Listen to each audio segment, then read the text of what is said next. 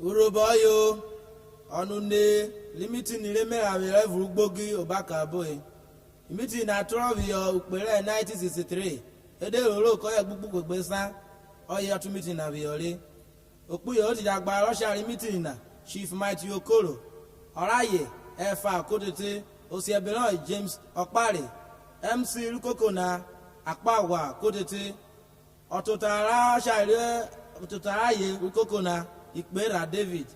Okpako Russia Lukokona Jackson Kodete. Oraye Oro Omotaka Onovugakpo. Why to je ko se gbagbo iblera wa ke ni mi osun no vovo. Otewo ko wa re o wa wo o. Ipa bara bombo mi mu nebe o. Airale.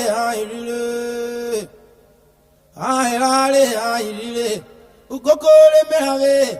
Ko be bi o pe England. Ebe na woro mare. Ise ma ni le palobo merawe ni o tumo. Airale. Ukokore merawe. Ko be bi o pe England. Ebe na woro mare bi se ma ni le palobo merawe ni o. Eye merawe ke la atete wi go lo le o. Airale. Kokoro merawe ke la atete wi go lo le o. Airale. Ukokoro merawe ko be bi o pe England. Ebe na woro mare bi se ma ni le palobo merawe ni o. Airale mairile. Ukokore merawe kala bi o pe England. Ebe na woro mare ijama ni le palobo merawe ni o. Aye merawe ke la atete wi golo le o. Airale. Ukokore merawe ke la atete wi golo le o. Airale.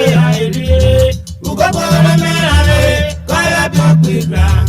Ebe na woro mare ijama ni le palobo merawe ni o. Airale.